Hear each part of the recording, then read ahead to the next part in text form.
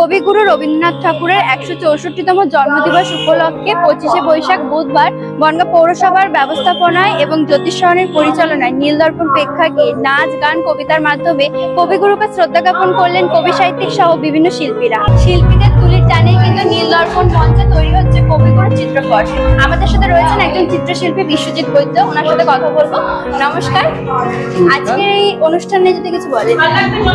জ্যোতিষরণ এবং বনগাঁ পৌরসভার উদ্যোগে রবীন্দ্রনাথের জন্মজয়ন্তী পালন হচ্ছে নীলদর্পণে। রঙে, রেখায়, গানে, নৃত্যে সবকিছুর মধ্যে দিয়ে রবীন্দ্রনাথকে আমরা পালন করছি এই দিনটাকে, কবি প্রণামকে। এবং আমি ছবির মধ্যে দিয়ে দেখাতে চাইছি যে রবীন্দ্রনাথ তো অসীম, তাকে কোনো সীমারেখায় বাঁধা যায় না। এবং অন্ধকার থেকে আলোর দিশা রবীন্দ্রনাথ বারবার আমাদের দেখিয়েছে। আমি ক্যানভাসে সেটাই তুলে ধরার চেষ্টা করেছি যে আলোর দিশা রবীন্দ্রনাথ আমাকে দেখাচ্ছে আমাদের জগৎ সংসারে, পৃথিবীর মানুষকে। সেটাই আমি ছবির মধ্যে তুলে ধরার চেষ্টা করেছি। আমাদের সাথে রয়েছেন আরো একজন চিত্রশিল্পী প্রীতিকণা বিশ্বাস, ওনার সাথে কথা বলবো। নমস্কার, মঞ্চে লাইভ ছবি আঁকছেন, কি বলবেন? বনগাঁ নীলদর্পণে অনুষ্ঠিত হচ্ছে রবীন্দ্রনাথ ঠাকুরের জন্ম জয়ন্তী উপলক্ষে একটা অনুষ্ঠান। সেখানে নাচ গানের মধ্যে দিয়ে রবীন্দ্রনাথকে স্মরণ করা হচ্ছে।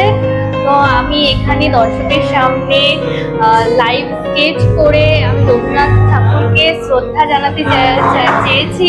আমরা দেখতে পাচ্ছি এখানে রবীন্দ্রনাথের অন্য এক মুহূর্ত দেখা যাচ্ছে। আমাদের সাথে কথা বলবো।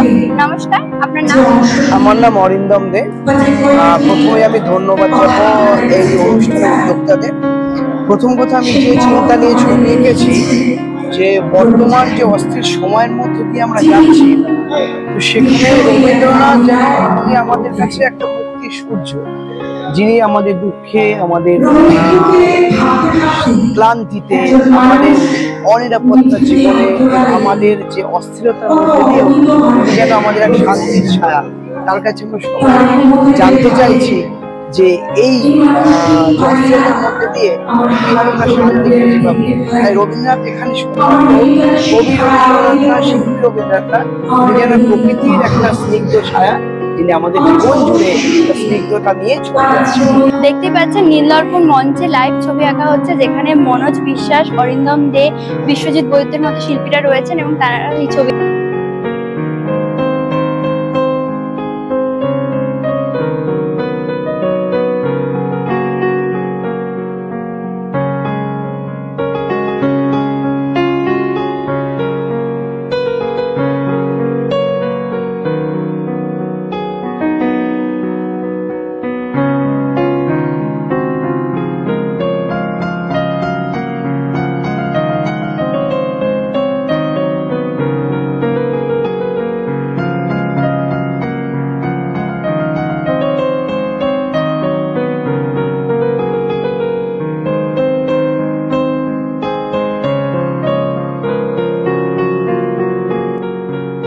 আমাদের সাথে রয়েছেন জ্যোতিষরণের কর্ণধার দিলীপ কুমার ঘোষ, ওনার সাথে কথা বলবো।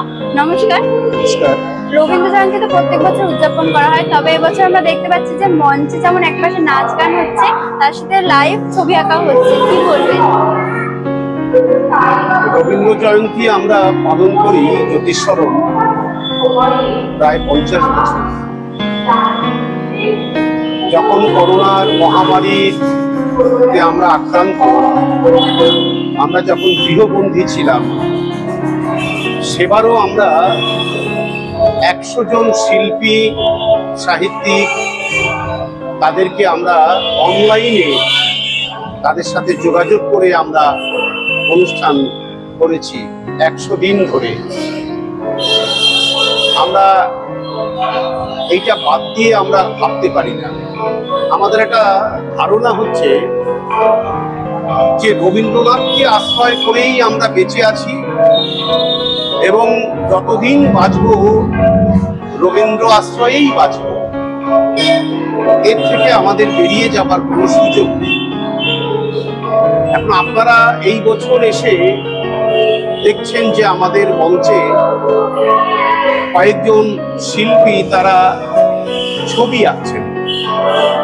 এই কাজটা আমাদের নতুন না।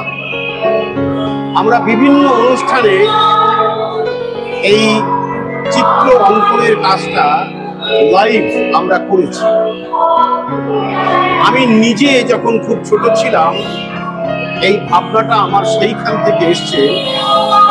আমার এক মাস্টারমশাই ছিলেন, তিনি আমাকে, আমি তখন প্রাইমারি স্কুলে পড়ি, তিনি আমাকে বললেন যে তুমি এই কবিতাটা আবৃত্তি করবে আর আমি বোর্ডে চক দিয়ে ছবি আঁকব। আমার সেই শৈশব থেকে এই ভাবনাগুলো আমার মধ্যে আছে। সেজন্য জ্যোতিষরমের বিভিন্ন অনুষ্ঠানে আমরা ছবি আঁকার ব্যবস্থা করেছি। আর একটা জিনিস দেখো, রবীন্দ্রনাথের জীবন ৮০ বছরের, কিন্তু সেই ৮০ বছরের মধ্যে ৭০ বছর পর উনি কিন্তু ছবি আঁকার কাজ শুরু করেছিলেন। কিন্তু শেষ জীবনেও উনি ছবি যা এঁকে রেখে গেছেন তা নিয়েও গোটা বিশ্বে নানান জায়গাতে বহু গবেষণা হয়েছে। ফলে একটা ছবি, তার ভেতরে যে কথা আছে সেটাকে যদি খুঁজে দেখা যায়, সেটা যদি খুঁজে পাওয়া যায়, তাহলেও তার মধ্যে অনেক আনন্দ। যেমন গানের কথা এবং সুর যখন আমাদের হৃদয়কে স্পর্শ করে তখন যেমন শিহরণ লাগে, রবীন্দ্রনাথের কবিতার মর্মার্থ বুঝলে যেমন ভেতরে একটা শিহরণ জাগে।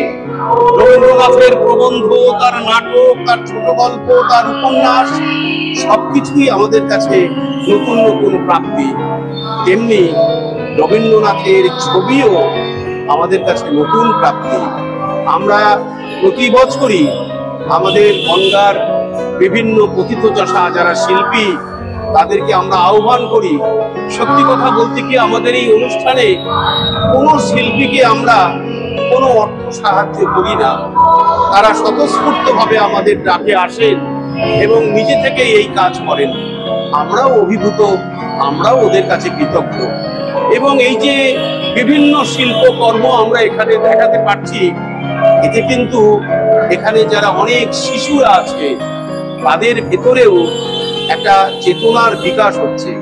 সবাই তো গান গাইতে পারে না, সবাই আবৃত্তি পারে না, সবাই নাটক পারে না, সবাই ছবি আঁকতেও পারে না, কিন্তু সবাই কোনো না কোনোটা পারে।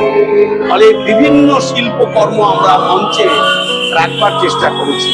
সঙ্গীত আছে, আবৃত্তি আছে, যন্ত্রসঙ্গীত আছে, নৃত্যকলা আছে, আবার চিত্রকলাও আছে। সবটাকে নিয়েই আমরা রবীন্দ্রনাথ, সবটা নিয়েই আমাদের কবিগুরু। সেই জন্য আমাদের এই অনুষ্ঠানে আমরা বরাবরই চিত্রশিল্পটাকেও ভীষণভাবে গুরুত্ব দিই। রবীন্দ্রনাথ ঠাকুর বাঙালির জীবনের সাথে ঘনিষ্ঠভাবে জড়িয়ে আছেন। তার গান গেয়ে ধন্য হয়েছেন সকলেই। তাই আজ সারা দেশ জুড়ে এই দিনটি সাড়ম্বরে উদযাপন করা হলো। ক্যামেরায় পার্থসারথী নন্দীর সঙ্গে অর্পিতা বণিক, দেশের সময়।